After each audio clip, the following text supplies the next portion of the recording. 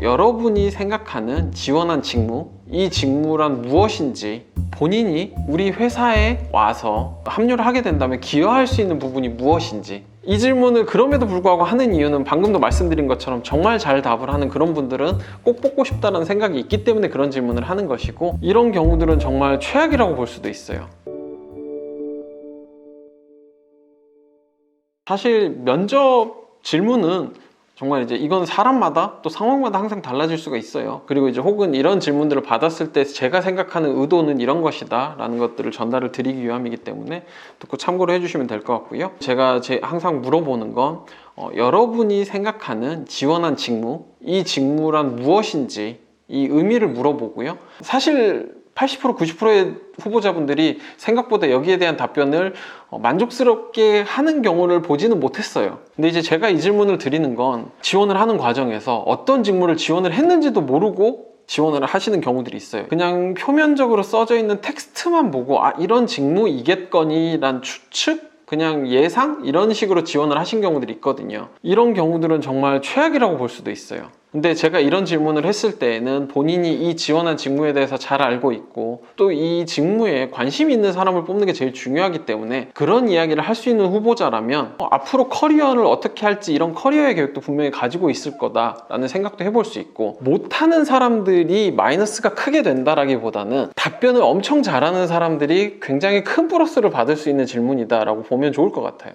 그래서 이 질문을 했을 때 답변을 못한다고 해서 막 크게 걱정하진 않으셔도 돼요. 이 질문을 그럼에도 불구하고 하는 이유는 방금도 말씀드린 것처럼 정말 잘 답을 하는 그런 분들은 꼭 뽑고 싶다는 생각이 있기 때문에 그런 질문을 하는 것이고, 그래서 여러분들이 지원을 한 직무가 있다고 하게 되면 제가 방금 말씀드렸던 이 직무는 무엇인지 설명해 주실 수 있으신가요? 그럼 이 직무를 한 단어, 한 문장으로 표현할 수 있으신가요? 또 간혹 하나 더, 이 직무를 정말 어린아이에게 설명하실 수 있으신가요? 이런 형태의 질문들을 복합적으로 생각을 해보고 거기에 대해서 답을 할 수 있다 라고 하게 되면 본인이 생각하고 있는 이 직무에 대해서 좀 더 공부하고 정리할 수 있는 계기가 될 수 있기 때문에 그런 형태로 준비를 해보시면 좋지 않을까 싶어요. 제가 또 물어보는 게 본인이 우리 회사에 와서 합류를 하게 된다면 기여할 수 있는 부분이 무엇인지, 그리고 반대로 본인이 회사에 입사를 함으로써 기대하고 있는 것이 무엇인지, 이런 질문을 좀 종종 하거든요. 이 질문을 하는 이유는 앞에서 했던 질문과 비슷할 수 있어요.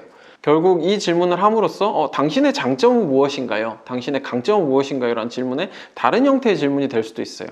본인이 생각하는 좀 이런 강점이자 장점 이런 것 뿐만이 아니라 좀 본인이 어필하고 싶어 하는 부분들을 보여줄 수가 있거든요. 그렇기 때문에 이 질문들을 통해서 본인만의 이런 특장점을 보여줄 수 있기 때문에 이런 질문을 하는 거고, 반대로 회사에 기대하는 게 무엇인지 이런 부분은 일단 첫 번째 우리 회사에 대해 얼마나 알고 있는지, 그리고 또 이 직무에 대해서 또 얼마나 알고 있는지. 왜 그러냐면 기대한다는 건 이런 것들이 있다라는 걸 알고, 혹은 이 회사는 이런 문화를 가지고 있지 않나요? 라는 이런 기대치에서 보통 답변을 하는 경우들이 많거든요. 문화적으로나 비즈니스적으로나 아니면 뭐 여러 가지 알려진 것들 측면에서 그렇게 되는 경우들이 많은데, 결국 이런 측면에서는 이 회사에 대해서 얼마나 알고 있는지를 좀 물어보는 질문이 될 수 있고, 또 한편으로는 기대한다라는 것은 나에게 지금 부족한 것, 결여된 것에 대한 어필일 수 있거든요. 결국 이 부분은 아까 강점, 장점과 반대로 약점이자 또 본인이 좀 채우고 싶어하는 부분일 수 있어요. 예를 들어서 기대하는 게 좋은 동료에 대한 기대를 하고 있다, 이런 답변을 하는 분들을 보게 되면 현재 있는 회사에서 동료에 대한 좀 부족한 부분들, 좀 본인은 좀 좋은 동료들과 함께 일을 하고 싶은데 그런 부분들이 부족해서 이직을 하면서 그런 것들을 좀 기대한다라고 말을 할 수 있거든요. 결국 이런 부분들에서 이 사람은 지금 주변의 네트워크라든지 주변의 동료에 대한 조금 갈증이 있구나. 결국은 기대하는 것들 그리고 기여할 수 있는 것들을 물어봄으로써 단순히 그 답변뿐만이 아니라 이것도 조금 복합적으로 보는 좀 질문이라고 보시면 좋을 것 같아서 이런 질문들을 하는 경우들이 있고, 실제로 방금 말씀드린 것처럼 이런 답변들을 할 때 본인이 준비했던 답변이 예를 들어 내 강점은, 내 장점은 이라고 한다고 하면 이런 질문에 그런 답변들을 하셔도 또 자연스러울 수 있기 때문에 그런 식으로 활용을 해보실 수도 있을 것 같아요.